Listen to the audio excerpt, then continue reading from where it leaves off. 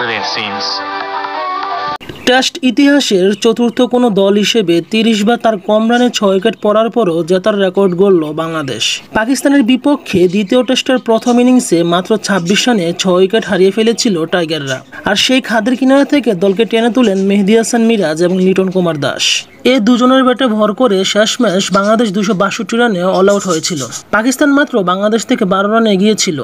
তারপর দ্বিতীয় ইনিংসে ব্যাট করতে নেমে হাসান মাহমুদ ও নাহিদ রানার দুর্দান্ত বোলিংয়ে মাত্র ১৭২ রানে অল আউট হয়ে যায় পাকিস্তান। ফলে বাংলাদেশের লক্ষ্য ধারা ১৮৫ রান। আর শেষমেশ ৬ উইকেট হাতে রেখে বাংলাদেশ তাদের লক্ষ্যে পৌঁছে যায়।